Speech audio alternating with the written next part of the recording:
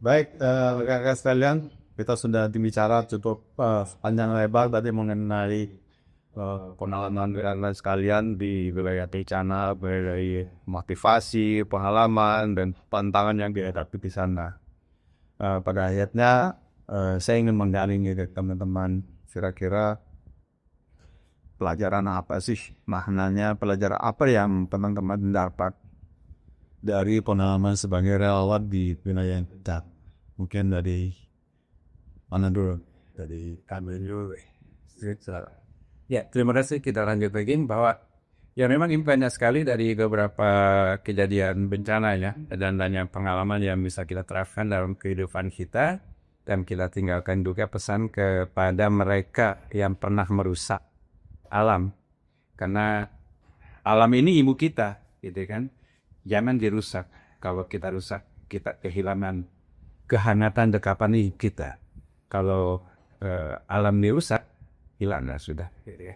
Nah, dari itu arti kata, ya memang di tempat saya kemarin banyak ada beberapa bukit yang sudah menggudut. Dan juga ada yang longsor. Dikarenakan ada kebiasaan warga di sekitar kalau gandam itu dia membutuhkan untuk ditanami palawija. Ya, atau dia korbankan kulit manis. Ya, ini pun kita kemarin memberikan pemahaman jangan menebang pohon karena pohon ini akarnya itu adalah untuk menguatkan tanah. Maksudnya mengeluarkan kulit manis itu pohonnya ditebang, Ya, ditanam kulit manis. pohonnya ditebang, Tanam kulit pohonnya manis. ya apa ya aslinya ya pastinya gitu kan dan ditanam kulit manis atau palawija ya yang sekian bulan sudah panen. Dan dia tidak berpikir bahwa ini akan berakibat bencana dan sekarang sudah dibuktikan. Sudah dibuktikan ada beberapa bukit di sana yang sudah longsor. Ya seperti itulah dan itu pun sudah disampaikan oleh datuk setempat. Tapi kan tidak semua warga yang katanya oh itu bukan warga kami itu warga pendat. Sementara bukit itu semua adalah bukit adat. Di sana kan apa kata datuk itu ya harus diikuti. Bukit adat dan itu dikelola dipergunakan sepenuhnya oleh masyarakat setempat. Jadi seharian tidak ada industri sawit, ada perkebunan sawit, tidak ada hutan tanaman industri gitu, tidak. Di situ tidak, tapi pada saat kemarin terjadi banjir ada kayu gelondongan yang datang seperti yang saya naikin itu semuanya rata gitu. Saya juga bingung ini dari mana, jadi seperti itu. Ya mungkin harapan kami jangan sampai warga dibodohi dengan hal-hal yang menguntungkan tapi justru akan berakibat fatal terhadap anak cucunya nanti. Ya mungkin sekarang kita tidak mengalami, ya mereka tidak mengalami yang sudah tua-tua atau yang sepuh, tapi nanti kasihan anak cucunya 10 tahun, 20 tahun, 30 tahun kemudian. Dia tidak tahu apa yang dirusak sekarang. Jadi ya dari IKPNI ya dari relawan IKPNI sangat berharap sekali mari kita jaga hutan, mari kita jaga alam supaya alam bisa menjaga kita. Jadi berikanlah kehidupan kepada alam seperti alam memberi kehidupan kepada kita. Jadi kita harus bersinergi, jangan merusak alam supaya alam juga tidak merusak kita. Nah sekarang kejadian sekarang ini tahun 2025 di penghujung tahun 2025 di bulan Desember sangat luar biasa beda bencananya seperti di tempat-tempat lain. Tempat lain ya longsor. Tapi ini ada longsor, ada banjir membawa membawa kayu dan juga membawa lumpur. Ya, lumpurnya sudah mengeras sekarang. Gitu kan, dan itu pun bencana lagi ya. Jadi ya paling tidak ya memang jangan merusak alam lah. Ya, karena ini sangat jangan merusak alam supaya alam tidak merusak kita. Terima kasih Om. Dari Mas Tabat, bagaimana apa makna yang didapat pelajaran yang diperoleh setelah dari pengalamannya dan apa pesan-pesan pada luas masyarakat itu bisa individu, warga setempat atau korporasi atau pemerintah sekali terkait hal ini. Terkait hal ini, kalau memang ini bencana alam yang disebabkan oleh alam, ya ini memang sudah dirasa udah memang udah tulisan garisannya. Tapi kalau memang ini hasil karya buatan manusia yang bahkan tidak ada di kampung itu, ya yang merasakan bukan kita yang di sini, tapi yang merasakan ya masyarakat yang tinggal di sana. Ya masa ya kita tega untuk menghandsofkan sendi kehidupan orang yang nggak tahu apa-apa, sementara di baliknya kita mengerjakan sesuatu demi keuntungan kita, tapi yang kena imbasnya beban kita gitu. Jadi ya kalau ini kejadiannya memang alam, ya mau diapain. Tapi kalau ini emang ada campur tangan manusia, ya sebaiknya ya diberhentikan lah, supaya karena yang kena efeknya itu bukan kita secara langsung, tapi masyarakat. Yang kena itu masyarakat yang tinggal di sana, sawahnya, ladangnya, ternaknya, sumber kehidupan ekonominya yang berhenti. Mungkin kita di sini nggak berasa, tapi yang di sana merasakan hal-hal yang begitu berat, sampai akses ke kampungnya putus, jalanan putus, itu air sampai ngerusak struktur jalan kayak gitu kan, berarti kita nggak bisa ngebayangin di hari H itu sudah dahsyat apa air turun kan. Kalau struktur jalan 3 lapis itu hancur, putus total, itu kan kita bisa ngebayangin sekencang apa air itu turun, berarti kan udah sangat gundul di atas, karena airnya nggak ada penghalang lagi. Paling itu sih untuk kedepannya, moga-moga kita bisa sama-sama menjaga yang memang nggak usah disentuh, yang nggak disentuh lah gitu. Kalau paling itu sih. Oke, terima kasih. Dari Dokter Uca nih, kira-kira apa makna yang dapat yang diperoleh dari pengalaman sebagai relawan di daerah bencana sebagai dokter, kemudian apa pesan yang sampaikan?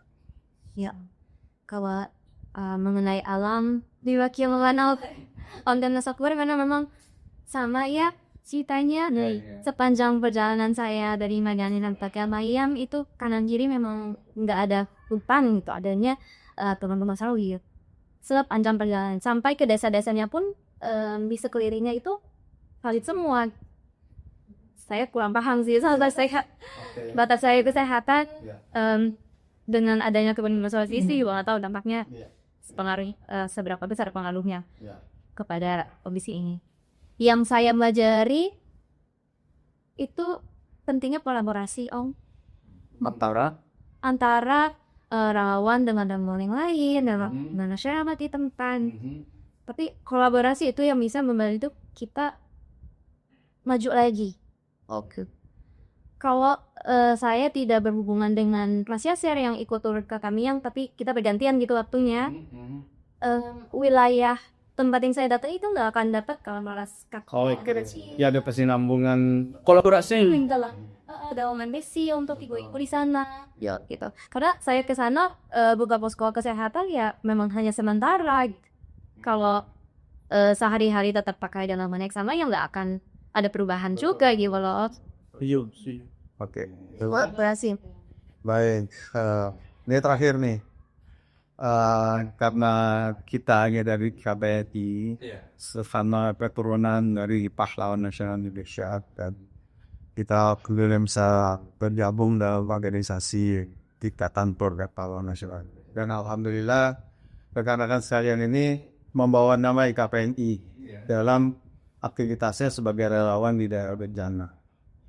Saya ingin tahu nih dari rekan-rekan sekalian, dari Pak Bayu, Mas Bakong, Mas Cas. Kira-kira warga di lokasi setempat sudah mengenali KBNI atau belum gitu? Dan apa pandangan mereka mengenai aktivitas KBNI tepat itu? Yes, ya memang mereka tidak mengenal IKPNI, ya. Mereka kan hanya baca tulisan besarnya, tidak membaca tulisan yang kecilnya, gitu kan, panjangannya. Bahkan ada yang bilang KNPI, bukan ini IKPNI ya.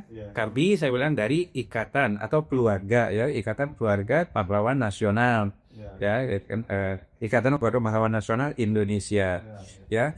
Kami ada satu wadah, yaitu semua dari keturunan pahlawan yang ada di Indonesia yang pernah punya sejarah, yang sudah punya sejarah, yang mungkin ditulis dalam sejarah bahwa pahlawan itu ya kami ini adalah sebagai cucu cicit dari keturunan dan juga ahli warisnya. Nah, itulah yang kita berikan. Kami punya semangat datang sampai sini untuk meneruskan leluhur kami.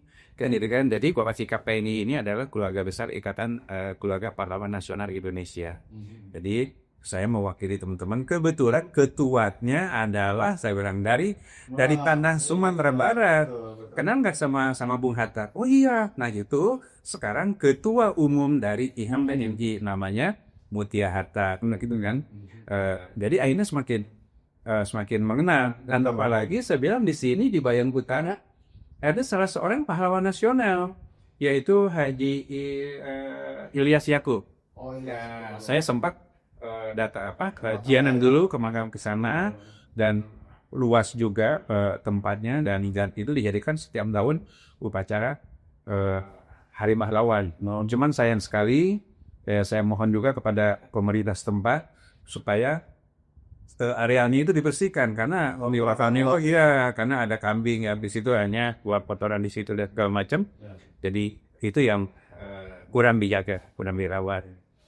Ya itulah, jadi akhirnya kita memberikan pemahaman dan memberitahukan bahwa kami dari Ikatan Pahlawan Nasional Indonesia yang juga punya kepedulian untuk meringankan korban bencana. Kalau dari Mas Akbar, kira-kira gimana di sana bagaimana?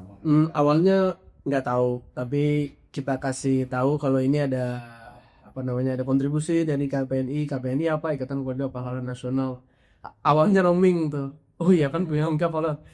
Ini mengintip di KPNI concern terhadap kampanye Buya Hamka, baru mereka kayak alhamdulillah, terima kasih ucapan dari Pak Wali Nagari, ucapan dari staf-staf kewali nagarian, karena IKPNI ikut peduli terhadap salah satu kampung pahlawan nasional yang terdampak. Jadi ya, mereka sekarang udah lumayan tahu lah, karena Akbar kasih tahu kalau ini ada kontribusi dari KPNI, nggak banyak tapi setidaknya sangat bisa membantu. Alhamdulillah, terima kasih. Kalau di sana bagaimana, Dokter Uca? Sama juga ring ceritanya itu belum pernah dengar, tapi setelah baru disampaikan bantuan untuk obat-obat yang kami bawa itu bantuan dari KPNI juga. Aduh ya. Ini perkenalkan ya. Ya. Baik, teman-teman sekalian, terima kasih kontribusinya, berbagi pengalaman dan memberikan insight buat kita semua dari pelajaran pengalaman yang didapat di lapangan. Saudara sekalian, kita baru saja mendapatkan pengalaman ya, berbagi pengalaman dari teman-teman yang melakukan aktivitas bantuan kemanusiaan di wilayah bencana. Banyak kegiatan yang mereka lakukan dan banyak sisi-sisi yang bisa kita dapat di situ, dan di sisi yang sifatnya humanis dan sisi yang kita juga terenyuh mendengarnya, dan kegiatan yang kita juga melihat sebenarnya apa yang terjadi di lapangan yang langsung dialami oleh rekan-rekan kita di lapangan yang tidak kita dapat di media. Dan mudah-mudahan apa yang disampaikan oleh rekan-rekan kita sebagai relawan itu menjadi tambahan pengetahuan dan pelajaran buat kita, agar ke depan kita juga menjadi lebih bijaksana dalam menjaga alam, dan kita juga menjadi lebih sensitif dalam menghadapi bencana dan lebih peduli terhadap pendidikan saudara-saudara kita di wilayah bencana. Dan harapan ke depan juga tadi terakhir mengenai KPAD, mudah-mudahan KPAD makin lebih berkibar, berperan di masyarakat, sehingga peran para keturunan pahlawan ini semakin dirasakan oleh masyarakat. Demikian, terima kasih. Wassalamualaikum warahmatullahi wabarakatuh.